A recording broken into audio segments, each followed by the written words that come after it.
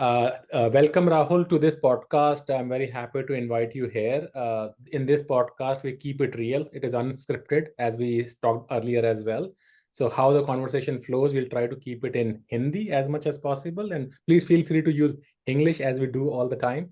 Wherever you don't know, you can talk in English and Hindi. We can switch back and forth. But अब हम शुरू करते हैं, और शुरू का मेरा प्रश्न आपके लिए रहेगा कि आप अपने बारे में थोड़ा सा बताइए, आपका बैकग्राउंड क्या है, आप कहाँ से आते हैं, कहाँ को बिलोंग करते हैं, और उसके हिसाब से हम आगे बढ़ेंगे। आपके राहुल, स्टार्ट। बिल्कुल। थैंक्स अर्पित। सबसे पहले तो बहुत अच्छा लगा आपसे आज बातचीत हो रही है। और जैसा आपने कहा, खुल के बात करेंगे और रियल बात रखेंगे तो बहुत अच्छी बात है। मैं जो आपका प्रश्न है कि भाई मैं अपने बारे में थोड़ा बताऊं तो अभी आजकल मैं लंदन में हूँ। और मैं जॉब कर रहा हूँ मेटा में। मेटा विच वाज मतलब जिसको पहले फेसबुक के नाम से राइट। जानते थे। राइट। और उससे पहले मैं दिल्ली में पला बड़ा हूँ। मेरी एजुकेशन दिल्ली में ही हुई है। हाँ जी। और वैसे अगर देखें तो हमारी फैमिली यूपी से है। यूपी में एक जगह है शामली, उसके पास से हम आते हैं। राइट, तो इट्स इन वेस्टर्न यूपी पड़ता है ना शायद, आई वेस्टर्न थिंक। यूपी, बिल्कुल सही, हाँ बिल्कुल ठीक पहचाना आपने, हाँ। ठीक ठीक। तो वेस्टर्न यूपी गन्ने की बेल्ट है। चीनी राइट। की खुशबू आती है वहां जाते ही। एब्सोल्युटली। हाँ। एब्सोल्युटली। बहुत अच्छा, बहुत अच्छा। तो आप भी वहाँ पे, मतलब आपका मतलब जन्म दिल्ली में ही हुआ था, या वहीं शामली में हुआ है आपका, और आप फिर बाद में आए हैं यहाँ पे? मेरा मेरा जन्म दिल्ली में ही हुआ, क्योंकि मेरे फादर आ गए थे दिल्ली में। उनकी जो हायर एजुकेशन हुई 11वीं 12वीं वो उन्होंने दिल्ली से करी। उसके बाद से फिर वो दिल्ली में ही थे। पर फिर राइट। भी लेकिन हमारा कनेक्शन और हमारा आना जाना वो वहाँ पे लगा रहा, शामली में अभी भी है। अच्छा, आपके मतलब शायद दादाजी हाँ, मेरी वगैरह फैमिली के जैसे मेरे ताऊ जी वहाँ रहते हैं अभी भी, हाँ। वहाँ रहते होंगे अभी। अच्छा अच्छा, हाँ, दिल्ली से कितना दूर रहता है शामली? 2-3 घंटे का रास्ता है, दिल्ली से कितना? करीब 100 किलोमीटर, हाँ। 100 किलोमीटर है, तो 3-3 साढ़े 3 घंटे मान के चल हाँ। लीजिए। हाँ। NH 24 से ही रास्ता उस तरफ को जाता है, इज दैट द? हाँ। हाँ, मतलब दो रास्ते हैं आजकल, इधर से भी जाने लगे हैं जो एनएच, ये जो जीटी रोड है करनाल वाली, अच्छा इससे अच्छा भी अच्छा। चले जाते हैं। और वो भी है जो पुराना रास्ता लोनी के थ्रू। थोड़ा सा आप अपना एजुकेशन के बारे में बताइए, कैसा आपका एजुकेशन का सफर कैसे रहा, और कैसे आप ये, जैसे मेटा तो एक फैंग में नाम गिनती होती है, एक लोग सुनते हैं कि उसका बार बहुत हाई है। तो कैसे आपने एंट्री ली एक इंजीनियरिंग कैरियर में, टेक्निकल कैरियर में, लाइक उसके बारे में कुछ बता पाए अगर तो? या तो मैं ये मानता हूँ कि हम सबके ऊपर कहीं ना कहीं हमारी एनवायरनमेंट का और हमारे आसपास के लोग, उनका असर रहता है। जो चॉइसेस हम जीवन में बहुत बार आपको चॉइसेस मेक करनी पड़ती हैं, तो जो आप राइट। चुनते हो उस पर भी आप इन्फ्लुएंस रहती है आपके अराउंड। तो मेरे मुझ पर काफ़ी रही, क्योंकि मेरी फैमिली में जो मेरे कुछ कजन भाई थे मुझसे बड़े, वो मुझसे पहले वो इंजीनियरिंग लाइन में चले गए। तो एक वो कह सकते हैं कि एक ट्रेडिशन सा बन गया राइट। कि 12th करके और इंजीनियरिंग में जाना है। और ये जो मतलब आप भाई फ्रैंकली बता रहे हैं, आपके रियल ब्रदर्स थे या कजन्स वगैरह को कजन आपने? ब्रदर थे मेरे, हाँ। एक मेरे कजन थे। मेरा रियल ब्रदर कोई नहीं है। अच्छा तो और मेरे फादर भी इंजीनियर थे, तो अच्छा। मतलब वो ट्रेंड था। तो सही बताऊं तो मतलब उस समय ज़्यादा ये नहीं सोचा था कि इंजीनियरिंग क्यों करनी है। बस बस एक ये हाँ, देखते थे। एक परंपरा सी बन गई थी कि भाई इंजीनियरिंग ही एक अच्छा करियर है और एक आपको दिशा दे देता है। तो उसी डायरेक्शन में फिर मैं भी चला। मतलब कोचिंग करी पहले इंजीनियरिंग की, और फिर फाइनली अच्छे इंजीनियरिंग कॉलेज में। हाँ, बताइए। कोचिंग आपने मतलब कहाँ से करी, मतलब कुछ, या आपने सेल्फ स्टडी करा आपने? हाँ, तो कोचिंग उस समय मैंने विद्या मंदिर से करी थी। अच्छा, प्रीतमपुरा में था या पंजाबी बाग कहीं पे? पंजाबी बाग में था। तो हाँ, एक कोर्स विद्या मंदिर से लिया था। एक कोर्स मैंने उस समय एक जनकपुरी के पास एक जगह है गणेश नगर, वहाँ पे। हाँ, कृष्णनगर में भी। अच्छा, हाँ, वहाँ पे डीसी आकाश के। है ना? जनकपुरी में तो शायद आकाश का हेड ऑफिस था शायद, मेरे ख्याल से। हाँ, जनकपुरी में आकाश का भी था हेड ऑफिस, लेकिन आकाश उस समय, हमारे समय में तो आकाश मेडिकल के लिए माना जाता था, मेडिकल इंजीनियरिंग था, के लिए हाँ, नहीं राइट। था। तो एक जग्गी, प्रोफेसर जग्गी थे, वो डीसी में पढ़ाते थे। उनकी मैथ्स की बहुत अच्छी कोचिंग देते थे वो। अच्छा, तो किसी विद्या वहां से मंदिर, मैंने, यही गणेश हाँ, विद्या मंदिर के थ्रू देते थे गणेश कोचिंग? नगर में, गणेश नगर में। अच्छा तो उनसे मैंने कोचिंग ली थी उस समय, जो कि काफ़ी हेल्पफुल भी रही थी फिर इंजीनियरिंग एंट्रेंस में। अच्छा अच्छा, बहुत बढ़िया बहुत बढ़िया। फिर उसके बाद आपने जैसे कोचिंग करी तो इसका आपका पढ़ाई पे कुछ इम्पैक्ट पड़ा, मतलब जो आप 11th 12th कर रहे थे, या उसमें भी आपको बेनिफिट मिला इसका? बेनिफिट मिलता था इसका ना, इससे, क्योंकि हाँ ये जरूर है कि फिजिक्स केमिस्ट्री मैथ्स के अलावा जो दो सब्जेक्ट थे, हाँ उस इंग्लिश और बायो था मेरे पास, तो वो थोड़े से निगलेक्ट हो गए थे इंजीनियरिंग की कोचिंग की वजह से। राइट अ, राइट तो लेकिन फिजिक्स केमिस्ट्री मैथ्स के तो फंडामेंटल आपके अच्छे हो जाते हैं इंजीनियरिंग की कोचिंग की वजह से। राइट तो राइट। उनसे तो हेल्प मिली, पर हाँ मतलब अगर कोई ऐसे हमारे ऑडियंस सुन रही हो जो अभी हाँ उस 11th 12th में है या जाने वाली है, करेक्ट तो आप थोड़ा सा ये ध्यान रखिए कि भाई कोचिंग के साथ आपके जो वो सब्जेक्ट हैं जो कोचिंग में नहीं कवर हो रहे, करेक्ट। उन पे आप थोड़ा सा ध्यान। अपना बना के रखें फोकस कि भाई अच्छे मार्क्स आ जाएं। Make sense. तो अ, बढ़िया। फिर आपने जैसे एग्जाम्स वगैरह दिए होंगे, आपका कहाँ मतलब सिलेक्शन हुआ, क्या आपने कॉलेज चूज करा? हाँ तो उस समय आईआईटी तो टॉप चॉइस होती थी, हाँ जी। लेकिन आईआईटी में मेरा हुआ नहीं था। और लेकिन उसके अलावा उस समय जो रुड़की वाला कॉलेज था हमारे टाइम में, वो अलग कॉलेज था, उसका अलग एंट्रेंस था, वो आईआईटी तब तक नहीं बना था। Correct correct correct. तो रुड़की में मेरी रैंक आ गई थी, और इसमें जो डीसी और एनएसआईटी का एक कंबाइंड एंट्रेंस एग्जाम होता था, उसमें राइट। भी मेरी अच्छी रैंक आ गई थी। तो अच्छा फिर अच्छा, अच्छी क्योंकि तो मतलब मुझे, कितना मतलब रहा होगा, टॉप 100 वगैरह ऐसे, या कितनी आई अब थी मेरी ऐसे? उस समय रैंक आई थी 140। अच्छा। अच्छी रैंक है, हाँ राइट। तो फिर 140 रैंक पे, और तब तक थोड़ी सीट्स यहाँ पे बढ़ चुकी थी डीसी और एनएसआईटी में, कंप्यूटर्स में 100 सीट्स हो गई थी, एनएसआईटी में, डीसी में भी शायद 60 सीट्स थी। अच्छा। तो कंप्यूटर्स मुझे मिल गई थी इसमें। तो फिर वो क्योंकि दिल्ली में होने की वजह से, और ये कॉलेज तो अच्छा था ही, तो यही मेरी फिर फर्स्ट चॉइस रही थी। अच्छा अच्छा, तो फिर आपने बेसिकली एनएसआईटी से आपने पढ़ाई करी? एनएसआईटी से फिर मैंने बीटेक एनएसआईटी की। द्वारका में था या कश्मीरी गेट पर था? तो हमारे समय में द्वारका शिफ्ट हो चुका था, तो नए अच्छा कैंपस में करी मैंने, हाँ। गॉट इट तो गॉट इट। 2001 में मेरा एडमिशन हुआ था, 2005 में मैं पास आउट हुआ। पास आउट हो गए आप, अच्छा वहाँ से। आपको वो मतलब जैसे आपने पढ़ा एनएसआईटी में, तो आपको क्या आप उस दौरान मतलब आईआईटी वगैरह भी जाया करते थे, जैसे कोई कॉन्फ्रेंस या कोई ऐसे मीटअप्स वगैरह के, या पता नहीं ऐसा होता था उस समय ऐसा कुछ या नहीं? उस समय कॉन्फ्रेंसेस वगैरह होती थी, लेकिन ये तो अब में और उस समय में ये फर्क है कि जो इन्फॉर्मेशन की अवेलेबिलिटी जो है अब बहुत अच्छी हो गई है। तो राइट। उस समय इतना नहीं था, मतलब ऐसे इंटरनेट फोरम। नया ही नया हाँ, था, इतना ज़्यादा प्रेवलेंट नहीं था, स्मार्टफोन्स भी नहीं हाँ, थे उस समय, राइट। स्मार्टफोन्स भी नहीं थे। करेक्ट करेक्ट स्मार्टफोन्स तो छोड़िए, मुझे याद है कि मैंने जो अपना मोबाइल फ़ोन जो है वो मैंने थर्ड ईयर में लिया था। Correct correct correct. उससे हाँ पहले तो मोबाइल फ़ोन भी नहीं था, तो वो नोकिया का जो 33। सेट आता था पुराना, हाँ, हाँ वो वो थर्ड ऐसा ईयर में लिया था। या 15 ऐसे कुछ आता था। हाँ। राइट। करेक्ट हाँ, करेक्ट। थर्ड ईयर में भी इसलिए लिया था क्योंकि तब प्लेसमेंट्स वगैरह शुरू होने वाली थी, तो उस कॉल। समय हमें लगा कि भाई अब एक दूसरे से, मतलब आपस में बैच में राइट। बातचीत करने में ज़रूरत पड़ेगी, तो इसलिए लिया था। तो आप जब जैसे पढ़ रहे थे कॉलेज में द्वारका में, तो आप जैसे दिल्ली में भी रह रहे थे, तो आप क्या हॉस्टल में रहते थे या घर से अप डाउन करते थे, या कैसे वो दौरान था आपका? मैं अप डाउन ही करता था वैसे। और लेकिन फिर जब थर्ड ईयर और फाइनल ईयर में फिर काफ़ी दोस्त जो थे वो हॉस्टल में ही थे, तो मैं अक्सर हॉस्टल में भी रुक जाता था।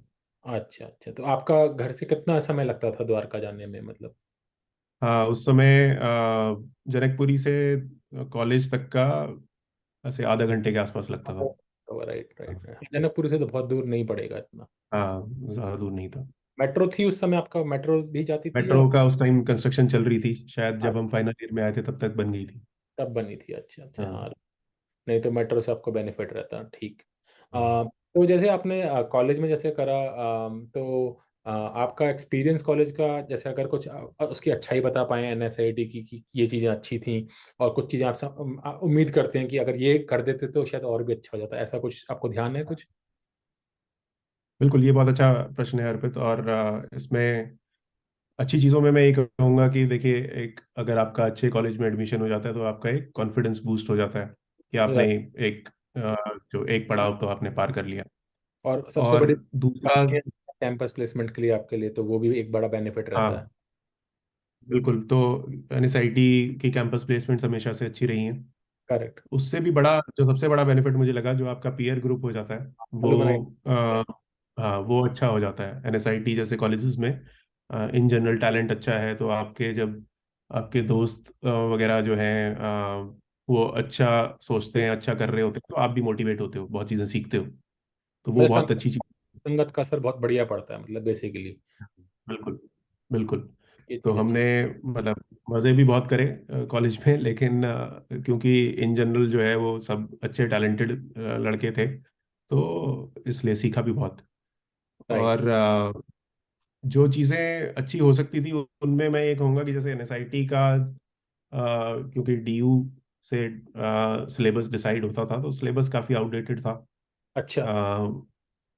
उस समय में मतलब जो बाकी जो नई यूनिवर्सिटीज़ थी या जो नए कॉलेजेस थे वो अ, नए सब्जेक्ट्स पढ़ाने लग गए थे, करेक्ट। जैसे। या अभी भी सी पढ़ा रहे होंगे मेरे ख्याल से, आपने सी वगैरह ही पढ़ा हाँ होगा। बिल्कुल बिल्कुल बिल्कुल, हमने सी ही पढ़ी थी कॉलेज में। तो हम्म। और उस समय तो फिर भी मतलब उतनी भी रिलेवेंट नहीं हुई थी, तो पर लेकिन फिर भी जैसे बाकी कॉलेजेस में जावा के कोर्सेज या थोड़े एडवांस कंप्यूटिंग कोर्सेज वो थे। हमारा हाँ। कोर्स सिलेबस थोड़ा आउटडेटेड था, करेक्ट। लेकिन हालांकि उसमें ये कह सकता हूँ मैं कि फोकस था फंडामेंटल्स स्ट्रांग फंडामेंटल। रखने में। करेक्ट, हाँ डेटा स्ट्रक्चर्स हो गए, एल्गोरिथम्स हो गए, उस हाँ पर बहुत ज्यादा। हाँ बिल्कुल। राइट। तो उसकी वजह से जो है और ये भी हमने देखा कि प्लेसमेंट्स में जो कंपनीज आती थी वो ज़्यादातर फंडामेंटल्स पे ही फोकस करती थी। राइट राइट राइट, उस समय वही वो चलता था मेन तो। उस समय हाँ ये कोड वगैरह का तो फंडा था होता नहीं था, उस आई थिंक उस हाँ era के अंदर मेनली वही था। बिल्कुल। लिंक लिस्ट रिवर्स कर दो और ग्राफ ट्रैवर्सल कर दो, यही सब चलता हाँ था हाँ ज्यादातर तो। राइट राइट, नहीं बहुत अच्छा लगा आपका सुन के ये। तो थोड़ा सा हम शिफ्ट करते हैं, ये आपका इंजीनियरिंग करा, तो आपका कभी डीसी के संग भी कुछ कोलैबोरेशन वगैरह रहता था, या वो बिल्कुल अलग, रोहिणी में अलग था और ये अपना द्वारका में अलग, कोई लिंक नहीं था आप लोगों का आपस में या हाँ, था? नहीं लिंक्स थे, डीसी के साथ लिंक रहते थे कुछ, जैसे जो फेस्टिवल होते थे, कल्चरल फेस्टिवल भी और टेक्निकल फेस्टिवल भी, तो राइट राइट। उसमें डीसी की टीम यहाँ आती थी, हम वहाँ जाते थे। तो वो वाला एक एक्सचेंज था। हम्म। और मतलब जैसे प्लेसमेंट्स के समय में भी ऐसा होता था कि भाई कोई कंपनीज जो है वो वहाँ भी जा रही हैं, यहाँ भी आ रही हैं, तो उस तरीके से कनेक्शन बना रहा। दोस्त वहाँ भी थे डीसी में, तो कनेक्शन तो था हमेशा, सिलेबस सेम होता था। तो एग्जाम्स जो है वो कुछ सब्जेक्ट्स के अलग होते थे, कुछ के कॉमन भी होते थे। अच्छा अच्छा, चलिए ये तो बहुत अच्छा है। फिर आपका जैसे आपने ये प्लेसमेंट्स वगैरह में आप बैठे, फिर आपने अपनी कॉर्पोरेट जॉब स्टार्ट करी, उसका थोड़ा सा आप बताइए कि वो आपके लिए आसान था या थोड़ा टफ था। आपके पहले कोई ऐसे हो सकता है सीनियर्स भी उन कंपनियों में काम करे होंगे, तो उन्होंने कुछ आपको गाइडेंस दी या बताया कि इसमें ज्वाइन करना है, इसमें मत करना, उसके बारे में कुछ बता सकते हैं आप? हाँ तो ये एक अच्छी चीज़ थी, बहुत अच्छी चीज़ एनएसआईटी में कि हमारे समय में प्लेसमेंट्स जो है बहुत अच्छी होती है, अभी भी अच्छी होती हैं। और राइट। हमारे समय में मतलब आप ये मानिए कि ज़्यादातर स्टूडेंट्स के पास दो या किसी किसी के पास तीन ऑफर भी थे। अच्छा। तो तो जॉब्स की कोई as सच कमी नहीं थी। चूज हम कर रहे थे, ये वाली सिचुएशन थी कंप्यूटर्स के बच्चों की। तो राइट राइट राइट। उसमें अब मैं सही कहूँ तो उस टाइम क्योंकि उतनी ज़्यादा थॉट प्रोसेस मैच्योर्ड नहीं थी कि हम ये सोचें कि मुझे इस फील्ड में जाना है या मेरा जेन्युइन इंटरेस्ट इस पर्टिकुलर इसमें। टेक्नोलॉजी में है। तो करेक्ट। सबसे ज़्यादा जो हम अट्रैक्ट हो जाते थे वो या तो कंपनी का नाम या पैसा। Correct correct. तो और वो भी जनरली यही होता था कि कंपनी का नाम भी पैसे से ही रिलेटेड होता था, जो कंपनी ज़्यादा पैसा देती थी उसी का ज़्यादा नाम होता नहीं वो तो इंडिया में ये तो फंडा बड़ा स्ट्रेट फॉरवर्ड है, नो टू वेज था। About it, right. पैसा जो हाँ जाता है ना वही अच्छी कंपनी इसमें कोई बिल्कुल। फर्क नहीं है, खास तौर पे जब आप ग्रेजुएट हो रहे होते हो और तो आई हाँ थिंक में सीधी सी बात बता रहे, थॉट प्रोसेस थोड़ा इतना मैच्योर भी नहीं होता और पता भी नहीं होता। और हम लोग अपने कैरियर में ग्रो भी मतलब शुरुआत ही होती है हमारी उस समय, तो भाई पैसे की सबसे बड़ी कमी होती है स्टूडेंट लाइफ में तो। और जो पैसा हाँ देता हो तो उसको मना कैसे करा जा सकता है, लक्ष्मी को आते हुए हाँ ठीक भी नहीं है, हमारे धर्म में भी यही सिखाया गया है। तो हाँ। वही वही लोग हम लोग करते हैं। नहीं बहुत अच्छा, तो फिर आपने क्या चूज करा, मतलब आपको कहाँ आप गए और क्या कहाँ कहाँ आपने शुरुआत करी अपनी? हाँ तो मेरे पास जो ऑफर्स थे उस समय, पहली मेरी जॉब लगी थी वो मुझे अभी भी याद है, क्योंकि हम्म। डे 0 पे वो कंपनी आई थी। तो उसका बड़ा चार्म था कि भाई क्योंकि सब इसमें। लोग चाहते थे कोई एक जॉब तो श्योर हो। और फिर तो टीसीएस आई थी सबसे पहले। अच्छा। और टीसीएस क्योंकि बल्क में रिक्रूट करती थी तो वो काफ़ी सारे लोगों को ले रही थी। तो सबका ये था कि भाई एक टीसीएस में एक लो। हो जाए, हाँ, तो मतलब एक जगह तो पक्की हो जाए। तो हाँ। टीसीएस में लकीली हो गया। टीसीएस का उस टाइम प्रोसेस भी बड़ा इंटरेस्टिंग सा था। वो एक साइकोमेट्रिक टेस्ट भी लेते थे, जो एक अलग एक्सपीरियंस था। Correct correct correct. वो आर्मी में Psych- भी ऐसे होता, मैंने आर्मी का दिया था तो उसमें भी साइकोमेट्रिक वो सीक्वेंसेस दिखाते थे कई सारे, वो पूछते थे, तो उसके जैसा था ये। हाँ, मेरा भी हुआ, मेरा हुआ thesis। साइकोमेट्रिक टेस्ट में वो ये भी इवैल्यूएट करते हैं कि मतलब जैसे एक ही क्वेश्चन को वो अलग तरीके से दो हाँ तीन उसको। बार आपके करेक्ट। टेस्ट में आ जाएगा। तो वो ये हाँ। देखते हैं कि आपकी थॉट प्रोसेस क्लियर है या नहीं, आप सेम सवाल का सेम ही जवाब दे रहे हो हर बार या नहीं। Correct correct correct correct. तो खैर टीसीएस में हुआ मेरा। उसके बाद फिर ह्यूग सॉफ्टवेयर सिस्टम्स, आपको तो पता ही है। तो हम्म। ह्यूग सॉफ्टवेयर सिस्टम्स में भी हुआ मेरा। ह्यूग सॉफ्टवेयर सिस्टम में मेरा ऑफ कैंपस हुआ था। अच्छा। क्योंकि ऑफ कैंपस भी उस टाइम रिक्रूट कर रहे थे। और राइट। तीसरी फिर फाइनली मेरी ऑन कैंपस एक और कनेक्जेंट एक कनेक्ट। कंपनी थी। ईडीए की कंपनी। राइट। ईडी हाँ, ईडीए और सेमीकंडक्टर सॉल्यूशंस की करेक्ट कंपनी थी। करेक्ट। तो उसमें मेरा हुआ, फिर फाइनली मैंने कनेक्जेंट ज्वाइन करी थी। अच्छा अच्छा, कनेक्जेंट में, कनेक्जेंट कहाँ, नोएडा साइड था राइट, या कनेक्जेंट गुड़गांव? नोएडा में, बिल्कुल। नोएडा, अच्छा हाँ अच्छा। कनेक्जेंट से आपने स्टार्ट करा। फिर थोड़ा सा आप बताइए, जैसे आपने शुरुआत जैसे कनेक्जेंट से करी, आई थिंक वो सेटअप बॉक्सेस वगैरह बनाते थे उस समय, क्या करते थे उस समय, उसी में था ना उनका ज्यादातर? जी हाँ, तो उनका कनेक्जेंट का सेट टॉप बॉक्सेस भी थे, उनके ब्रॉडबैंड के सोल्यूशन थे, डीएसएल ब्रॉडबैंड, एडीएसएल। और उनके कुछ वायरलेस के चिप्स थे। राइट। अ, अभी भी मैं देखता हूँ कि कई लैपटॉप्स में अगर आप देखो तो डिवाइस ड्राइवर जो हैं वो कनेक्जेंट के होते हैं। ये होते हैं, राइट राइट। नहीं तो आपने ये एक बड़ी महत्वपूर्ण बात बताई। उस समय जैसे दिल्ली के अंदर एयरटेल बहुत बड़ा नेटवर्क हुआ करता था लैंडलाइन का, और इंटरनेट भी देता था। और आई थिंक रिलायंस का भी शुरू हुआ था, कुछ तो हैंडसेट आए थे छोटे वाले, वो 500 रुपए की कॉल होती हाँ थी। हाँ हाँ हाँ हाँ हाँ। आ, तो आपने अगर उसी जैसे हैंडसेट या नेटवर्किंग में या ब्रॉडबैंड में काम करा, डीएसएल जैसे आपने बोला कनेक्शन, और घर में भी आपके वही कनेक्शंस लग रहे हैं, तो आप एक कोरिलेट कर पाते होंगे कि भाई अच्छा, हाँ हाँ हाँ, इंटरनेट लग रहा है तो डीएसएल का ये मतलब है, और देखो फिजिकली लगा है, इसी पे मैं काम कर बिल्कुल। रहा हूँ। तो आई थिंक वो एक्सपीरियंस, जब आपने देखा कि जिस चीज पे आप काम कर रहे हैं, जिस कंपनी में आप काम कर रहे हैं, वही आपके घर में भी इम्प्लीमेंटेशन हो रहा है, तो उससे आपको कुछ फर्क पड़ा, अच्छा लगा, या मतलब कुछ उसके बारे में बताएंगे, क्योंकि मुझे रिकलेक्ट कर रहा है उस जमाने में ये सब होता था एक्चुअली। बिल्कुल बिल्कुल, ये बहुत अच्छा आपने पॉइंट उठाया। तो काम जिस काम से आप रिलेट कर पाते हो और जो काम आप देख पाते हो कि जो आप काम कर रहे हैं वो लोगों की लाइफ में किस तरीके से इम्पैक्ट कर रहा है, राइट। वो बड़ा अच्छा लगता है देखने में। तो उस टाइम पे जो हाई स्पीड ब्रॉडबैंड तो इन डेवलपमेंट ही था, उतना डिप्लॉय नहीं हुआ था। लेकिन जैसे एडीएसएल जो टेक्नोलॉजी थी वो इसी हाँ पे वो थी जब। कि जो फोन लाइन है नॉर्मल, हाँ तो हाँ हाँ फोन उसको। लाइन में 4 किलो हर्ट्ज तक की फ्रिक्वेंसी तो आपकी नॉर्मल फोन कॉन्वर्सेशन जो उसके हाँ लिए हाँ। होती थी, उसके बियॉन्ड एक लेवल तक आप डेटा के लिए यूज कर सकते थे। तो राइट एक डायल अप कनेक्शन उस टाइम कहते थे। तो आप राइट। अपनी फोन लाइन में ही आप डेटा एक्सचेंज कर सकते थे। करेक्ट ये डीएसएल के थ्रू होता था। और उसमें स्पीड बहुत कम आती थी, लेकिन उस समय के हिसाब की एप्लीकेशन भी उतनी हाई स्पीड इंटेंसिव नहीं थी, तो उससे काम चल जाता था। करेक्ट करेक्ट करेक्ट, तो ये तो तो बहुत मतलब अच्छा। ऐसा था कि या जो ऑडियंस अब नहीं है वो शायद उनके लिए तो ये नहीं बिल्कुल याद पुरानी करते हैं, जनरेशन की अभी बात है। मुझे तो हाँ। याद रखता हूँ, अभी मैं याद तो ऐसा करके। होता था कि जो लैंडलाइन फोन होता था उससे अगर आपका डायल अप कनेक्शन आपने बनाया हुआ है, तो हाँ अगर फोन आ जाता था कोई तो फिर आपका वो कट डेटा जाता था। एक्सचेंज बंद हो जाता करेक्ट था। करेक्ट। हाँ वो स्प्लिटर लगाना पड़ता था घर पे, हम हाँ, तो खुद स्प्लिटर लगाना, बिल्कुल बिल्कुल, हाँ ना, नेटवर्किंग वगैरह खुद ही कर लेते हाँ थे। थैंकफुली हम दोनों ही आई थिंक जनकपुरी में रहते थे उस वक्त, मैं भी हाँ जनकपुरी में ही रहता था, B1 में, आप हाँ। C2 में रहते थे या सी कहाँ? वन में, सी वन में, C1 हाँ में रहते थे, हाँ राइट हाँ। राइट।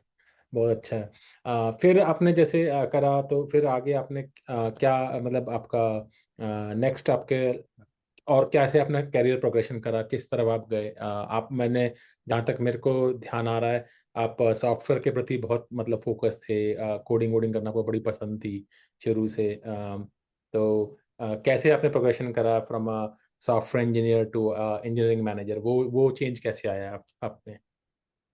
हाँ, तो वो एक बड़ा इंटरेस्टिंग एक ट्रैक रहा उसमें। इनफैक्ट कनेक्जेंट के बाद जो जैसे 2 साल के करीब मैं कनेक्जेंट में रहा, फिर उसके हम्म। बाद कनेक्टेड में क्या था कि प्रोडक्ट कंपनी थी, तो उसमें क्या राइट। है कि आप एक प्रोडक्ट पे काम कर रहे हो, उसी प्रोडक्ट पे आप लंबे ड्यूरेशन के लिए काम करते हो, तो एक राइट। समय के बाद आपको वो उतना मोटिवेटिंग या एक्साइटिंग नहीं लगता, क्योंकि उसमें फिर कुछ फीचर्स एडिशन ही हो रही होती है या मॉडिफिकेशन हो रही होती है छोटी मोटी। करेक्ट। करेक्ट। तो उस समय फिर कुछ दोस्त थे, और उन्होंने जैसे बताया कि वो ह्यूग स्टीक एक कंपनी सर्विसेज में थी, लेकिन नीश सर्विसेज में थी। करेक्ट। मतलब सैटेलाइट कम्युनिकेशन और इस तरह के या जो अट्रैक्टिव टेक्नोलॉजीज थी उस समय की, उसमें काम कर रही थी। और तो वो फिर वैसे मैंने, आपकी पुरानी कंपनी का स्पिन ऑफ था वो बेसिकली, जिससे हाँ आपको। बिल्कुल ह्यूग, हाँ ह्यूग सॉफ्टवेयर सिस्टम का ही वो स्पिन ऑफ भी था। राइट। तो जो पहला फिर मैंने जो स्विच किया वो ह्यूग्स से स्टीक में किया था, हम्म। एज अ, जैसा आपने कहा, एज अ सॉफ्टवेयर इंजीनियर ही किया था। करेक्ट। और उस समय बड़ा मुझे शौक था कोडिंग करने का, और बड़ा, क्योंकि उस समय सी लैंग्वेज में मैं मेनली काम करता था। राइट। राइट। तो मेमोरी मैनेजमेंट और जिस तरह की परेशानियां आजकल की मॉडर्न लैंग्वेजेस में आपको नहीं हैंडल करनी पड़ती, तो उस समय आप, हाँ, क्या करना पर पड़ता लेकिन था। बहुत एफिशिएंट भी थी। हम ध्यान रखते थे एक एक बाइट सेव होना चाहिए, वेस्ट नहीं होना चाहिए। एब्सोल्युटली। तो कम्युनिकेशन के ऊपर, मेमोरी मैनेजमेंट के ऊपर, पेजिंग के ऊपर, embedded system, real time operating system, ये सब आपने मेरे ख्याल से देखा होगा अपने उस वक्त में। बिल्कुल। हाँ, वी एक्स वर्क्स, मुझे ध्यान है कि वी एक्स हाँ। Works real time operating system था जिस पर हम काम करते थे। राइट। और उसमें डिबगिंग भी बड़ी इंटरेस्टिंग होती थी। एक करेक्ट। कमांड से आपको डिबग करके, और आपको एग्जैक्टली exactly देखना पड़ता था उस बाइट पे क्या, इस मेमोरी एड्रेस पे क्या वैल्यू है, और आपको चेंज करके भी कई बार डिबग करना पड़ता था। तो वो बड़ा इंटरेस्टिंग इंटरेस्टिंग। एक्सपीरियंस थे। राइट। तो अब आपका जनरली जैसे। हम हार्डवेयर पे काम करते थे, तो हम जो कोड लिखते थे वो हार्डवेयर पे डिप्लॉय होके किस तरीके से चल रहा है, वो हम साथ साथ में ही देखते थे, तो राइट। इंटरेस्टिंग था। राइट। राइट। राइट। बहुत अच्छा है, क्योंकि मेरा भी लगभग शुरुआती दिन तो उसी चीज पे रहे थे, तो काफी मैं रिलेट कर पा रहा हूँ आपसे जो आप बता रहे हैं। तो आपका ये जो ट्रांजिशन हुआ, जैसे आप हार्डकोर सॉफ्टवेयर इंजीनियरिंग की तरफ, बल्कि firmware as well as hardware भी देख रहे थे और कर रहे थे, तो ये आपका शिफ्ट कैरियर में एक तो इंजीनियरिंग मैनेजमेंट की तरफ कैसे हुआ? और अब जैसे मेटा में तो आप पता नहीं, आप यही काम करते हैं मेटा में भी, इसी नेटवर्किंग हार्डवेयर का, या कुछ डिफरेंट काम करते हैं? नहीं, अब तो बहुत डिफरेंट है। और इससे पहले भी मतलब कई बार डोमेन चेंज करी मैंने। अच्छा। अच्छा। और और इनफैक्ट एक एक लेवल पे आके आप उस लेवल पे पहुंच जाते हो कि आप प्रॉब्लम्स को समझने लगते हो और उनके सोल्यूशन पे काम करना चाहते हो, और डोमेन से रेस्ट्रिक्ट नहीं होते, और होना भी करेक्ट। नहीं चाहिए। करेक्ट। क्योंकि डोमेन्स इवॉल्व भी होती हैं, आपके इंटरेस्ट भी इवॉल्व होते हैं। करेक्ट। तो करेक्ट। ह्यूगस्टीक में जब मैं कुछ साल, फिर मैंने कोडिंग के रोल में मैं रहा, टीएल तक मैं मतलब कोडिंग करता था, और कुछ अपनी टीम मेंबर्स को भी गाइड करता था। उसके बाद फिर मैं इंजीनियरिंग मैनेजर रोल में स्विच कर गया था। राइट। मुझे लग रहा था कि वो बड़ा नेचुरल प्रोग्रेशन है मेरे लिए, क्योंकि मुझे इन जनरल ये फीलिंग आ गई थी कि मैं लोगों के साथ अच्छे से काम कर लेता हूँ, करेक्ट। या कर करेक्ट। भी लेता हूँ। हाँ। तो हालांकि जब एकदम से कोई भी स्विच करता है, तो वो उस समय मुझे भी आया था कि एक चेंज आता है बड़ा। करेक्ट। और वो चेंज ये होता है कि मैनेजर बनने से पहले आप सिर्फ अपने काम के लिए आप अकाउंटेबल हो। हाँ। करेक्ट। आप अपना काम अच्छे से कर रहे हो तो सब ठीक है, लेकिन मैनेजर बनने के बाद आप अपने टीम के काम के लिए भी आप अकाउंटेबल हो जाते हो। करेक्ट। करेक्ट। तो वो एकदम से लोगों को अजीब सा लगता है कि भाई, अगर कोई मेरी टीम में काम नहीं कर रहा तो उसके भी आप ही। मैं अकाउंटेबल क्यों हूँ? पर वही है सारा। राइट। राइट। राइट। राइट। वो तो मेन वो एक, कैसे आपने हैंडल करा? ये तो बड़ा अच्छा एक आपने पॉइंट बताया कि moving from an individual contributor to a team manager requires you to shift your mindset from being responsible for your own work and development to now focusing on the team's work and development. वो कैसे shift करा आपने? बिल्कुल वो धीरे धीरे चीज़ें समझने पड़ती हैं, और उसके हिसाब से अपने आप को अडाप्ट करना पड़ता है। राइट। ये समझना बहुत ज़रूरी है कि अ, जो आपकी टीम में जो इंडिविजुअल जो काम कर रहे हैं, वो हर एक, सबकी अपने स्ट्रेंथ्स हैं, सबकी अपनी राइट। कुछ वीकनेसेस भी होगी। करेक्ट। तो करेक्ट। आपको ट्राई करना पड़ेगा कि आप अपना जो जिस तरीके से आप काम एलोकेट कर रहे हैं, डिस्ट्रीब्यूट कर रहे हैं, या जो आपके फोकस एरियाज हैं, वो टीम के आप अपने मेंबर्स को पूरी तरीके से बेस्ट लेवरेज कर रहे हो और उनके स्किल्स भी एनहांस हो रहे हैं। राइट। उस वाले मोड में फिर जब आप करते हो तो जनरली लोग अच्छा परफॉर्म करते हैं, और आप अगर उनको सपोर्ट कर रहे हो तो they also go extra mile to support you. Right. तो उस तरीके से, और ये सब फिर दूसरी चीज ये आती है कि एज अ मैनेजर जितना जल्दी आप ये समझ जाओ कि आपको अपनी टीम को सपोर्ट करना है, और ये मत एक्सपेक्ट करिए कि हर कोई आपकी टीम मेंबर उसी तरीके से काम करेगा जैसे आप करते थे। वो ये कुछ चीजें अगर समझ जाएं तो ये ट्रांजिशन थोड़ी आसान हो जाती है। नहीं, ये बहुत अच्छा आपने पॉइंट बताया कि इस तरह से है। तो मैं एक दूसरे उस पे करता हूँ पॉइंट कि अब आपको आई थिंक इंजीनियरिंग मैनेजर हुए हुए भी कई साल हो गए हैं, अपने इस रोल में आप रहे हैं, राइट? और आपने शायद काफ़ी डोमेन्स और कंपनीज भी चेंज करी हैं। नाउ दैट आप जैसे अब आप लंदन में, जैसे आप बताया आपने शुरुआत में कि आप लंदन मूव हो गए हैं, मेटा में काम कर रहे हैं। तो आप कैसे कॉन्ट्रास्ट करेंगे अपना जीवन को जो आपका इंडिया में बीता, इंडिया में काम करा वर्सेस अब आप जैसे लंदन में काम कर रहे हैं, कैसा अंतर रहा दोनों में? और दूसरी बात मैं एक और इसके साथ पूछूंगा कि आपने जैसे पहले इंडिविजुअल कंट्रीब्यूटर भी कई सालों तक रहे आप, और अब आप मैनेजर भी कई सालों तक रहे हैं। दोनों को अगर आपको चूज करना हो, क्यों करेंगे? तो एक तो location like London versus India, और दूसरा basically individual contributor versus EM, क्या चूज करेंगे और क्यों? बिल्कुल, ये तो आपने दोनों टॉपिक जो है मेरे दिल के करीब वाले पूछ लिए। तो और आई थिंक ऑडियंस को भी ये दोनों रिलेवेंट टॉपिक हैं, क्योंकि इस तरह के पड़ाव बहुत सारे लोगों के जीवन में आते हैं। हाँ जी। तो इंडिया वर्सेस लंदन का मेरे लिए बड़ा इंटरेस्टिंग था, क्योंकि मैंने जैसा मैंने बताया, मैंने पढ़ाई भी इंडिया में ही करी, सारी दिल्ली में ही, स्कूलिंग कॉलेज एजुकेशन भी, और उसके बाद फिर काफ़ी सालों तक मेरी जॉब भी हमेशा दिल्ली में ही रही। मतलब हाँ, दिल्ली दिल्ली का में। मतलब दिल्ली एनसीआर गुड़गांव या नोएडा।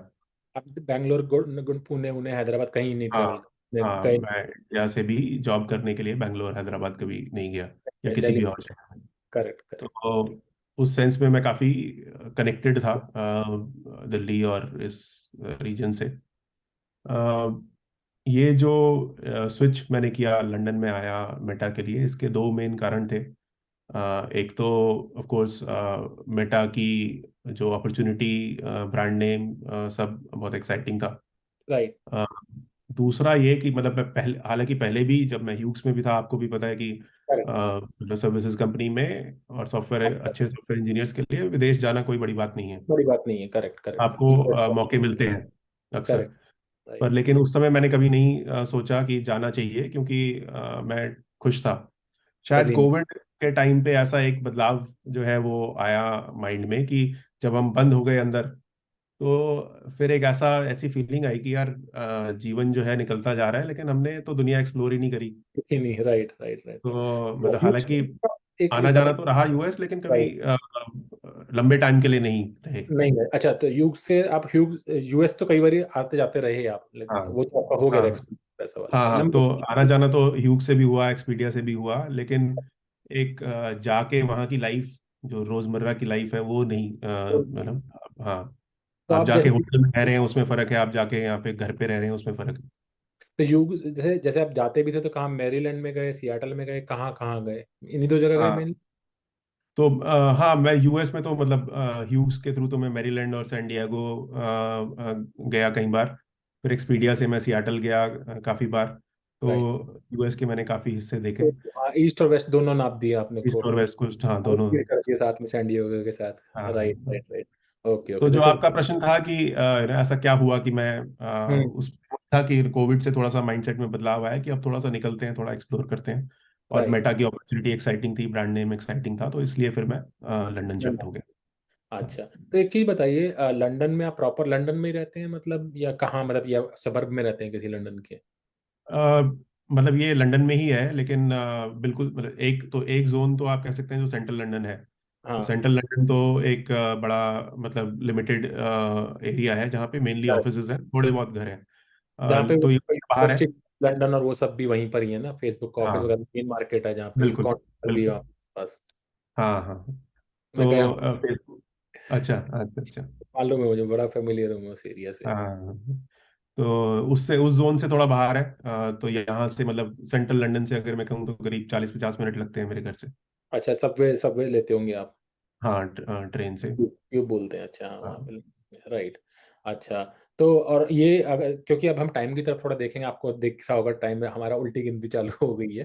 तो बेसिकली एक चीज़ और पूछनी थी कि आपने, अगर आपको चूज़ करना पड़े दोबारा कि इंडिविजुअल कंट्रीब्यूटर या इंजीनियरिंग मैनेजर, जैसे हम लोग जिस टाइम के थे, जैसे हम लोग, मैं इसलिए बोल रहा हूँ क्योंकि हम लोगों ने साथ में काम भी किया हुआ है पहले, और लगभग लगभग 15-20 साल अब मान के चलिए, इतना एक्सपीरियंस हो गया है, राइट, जब से लेके अब तक अगर हम देखेंगे तो इस उस दौरान क्या होता था कि जो इंडिविजुअल कंट्रीब्यूटर होता था जनरली एक सीनियर लेवल पे मतलब जाके ग्रोथ थोड़ी रुक जाया करती थी हमारे टाइम पे, हाँ लाइक 20 साल हाँ पहले या कुछ है। अब हाँ तो चीजें चेंज हो गई हैं, अब बहुत से लोग हाँ, आईसी लेवल पे भी जो है वीपी भी बन सकते हैं, फेलो भी बन सकते हैं, मतलब बिल्कुल it can go all the way up, specially in company such as Meta and other बिल्कुल कंपनी, राइट।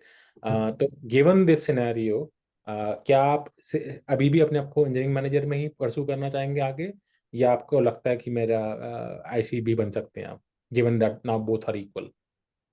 हाँ, इस पे अर्पित मेरा ये कहना है कि मैं हूँ या कोई भी हो, आई थिंक थॉट प्रोसेस ये रखनी चाहिए कि किस रोल में आप सबसे ज़्यादा वैल्यू क्रिएट कर सकते हैं। करेक्ट। अगर आपको लगता है कि एज इंडिविजुअल कंट्रीब्यूटर आप अपने लिए और कंपनी के लिए ज़्यादा वैल्यू क्रिएट कर पाएंगे, तो आई थिंक आप इंडिविजुअल कंट्रीब्यूटर रोल में रहिए। जैसा आपने राइट, कहा कि ग्रोथ की कोई रुकावट नहीं है इंडिविजुअल कंट्रीब्यूटर रोल में भी। राइट, राइट, लेकिन अगर आपको लगता है कि आपके स्किल्स, आपके जो काम करने का सोचने का तरीका है, वो उसमें आप as a manager, as a leader आप बेहतर कर सकते हैं। आप हम्म, टीम को ग्रो करा सकते हैं, उनको मोटिवेट करा सकते हैं कि वो एक एक गोल के लिए मिलके साथ में काम करें। तो राइट, अगर आप उस तरह के स्किल्स हैं तो मेरे हिसाब से आपको इसी दिशा में रहना चाहिए। राइट, लेकिन वैल्यू क्रिएट करना बहुत ज़रूरी है। जैसे आजकल कुछ लोगों ने देखे होंगे आर्टिकल, मेटा में भी और दूसरी कंपनीज में भी अ, ये बात आ रही है कि भाई जो मैनेजर्स हैं या लीडर्स हैं वो सिर्फ लोगों को मैनेज ना करें, वो टेक्निकल, कोडिंग करेक्ट, करें या कुछ करेक्ट, वैल्यू क्रिएट करें। तो वो करेक्ट, बहुत ज़रूरी है कि आप वैल्यू क्रिएट करिए अपने लिए भी करेक्ट, और अपने कंपनी के लिए भी। करेक्ट, तो अगर करेक्ट, आप मैनेजर वाली पाथ पर भी हैं तो भी आपका थोड़ा सा हैंड्स ऑन होना, चीज़ों को समझना बहुत ज़रूरी है। बहुत जरूरी है। नहीं, आई थिंक ये अच्छा है। तो आप, तो मेरे को ऐसा आपकी बात से ऐसा लग रहा है, क्योंकि आप आंसर भी बड़े अच्छे दे पा रहे हैं, तो आपको मैनेजमेंट लाइन ही ज्यादा पसंद है, मुझे मुझे ऐसा लग रहा है। हाँ, अब तो इसी बात पे मैं कंटिन्यू इसी बात करना से चाहूँगा। ज्यादा पसंद रहता है। ठीक है, तो आई थिंक ज्यादा समय ना लेते हुए हम लोगों का मोर और लेस समय समाप्त हो चुका है। तो धन्यवाद आपका खुल के दिल से बात करने के लिए, मेरे को बड़ा अच्छा लगा, आपसे एंजॉय करा, और मैं उम्मीद करता हूँ कि आगे भी आपसे दोबारा मुलाकात होगी। कुछ आपके फाइनल वर्ड्स हैं before we kind of call it a day? बहुत धन्यवाद अर्पित, आपका बहुत अच्छा लगा आज आपसे बात करके, और मैंने बड़ी खुल के बात हुई। और मुझे उम्मीद है कि सुनने वालों को भी कुछ सीखने को मिला। अच्छी बातें सीखने को मिलेंगी या जानने को मिलेंगी। और एक दूसरे के एक्सपीरियंसेस से ही हम सीखते हैं। मैंने आपसे बहुत सीखा है जब हमने साथ में अरे, काम किया। आप तो पहले तो भी बहुत होशियार थे, मैं तो बस चाह रहा था कि आपसे बात हो जाए तो अच्छा लगेगा। और बिल्कुल, अगर कोई ऑडियंस मुझसे अलग से बातचीत करना चाहे तो I am always happy to help. हाँ, तो हम लोग क्या करेंगे कि जब ये रैप अप करेंगे और ये वीडियो जब अपलोड हो जाएगा यूट्यूब के ऊपर, तो कोई भी लोग इंटरेस्टेड हैं कुछ क्वेश्चन पूछने में तो अपने कमेंट्स छोड़ सकते हैं, सब्सक्राइब कर सकते हैं। रियल टॉक्स एजी नाम ही उसका ऐसा है, रियल टॉक्स की, इसमें कुछ भी स्क्रिप्टेड नहीं है, दिल से बात होगी, खुल के बात होगी, और कोशिश करेंगे हिंदी में बात होगी ताकि ज़्यादा लोगों तक हम पहुंच सकें। इंग्लिश में तो बहुत लोग करते हैं और बहुत अपॉर्चुनिटीज़ हैं, हिंदी में थोड़ा कम होता है एक्चुअली, खासतौर हाँ, पे इस तरीके की बात टेक्निकल लोगों की, और ये तो उसके लिए हमने थोड़ा सा अलग रखा था। तो once again Rahul, thank you very much for coming to this podcast. I really appreciate you taking time on your weekday. मेरा भी यहाँ पे दिन शुरुआत हो चुकी है सियाटल के अंदर। तो I call it a day, thank you very much, और फिर दोबारा मुलाकात होगी हमारी आपसे थैंक यू, हमारी। Thanks a lot Arpit, thank you, bye. Bye.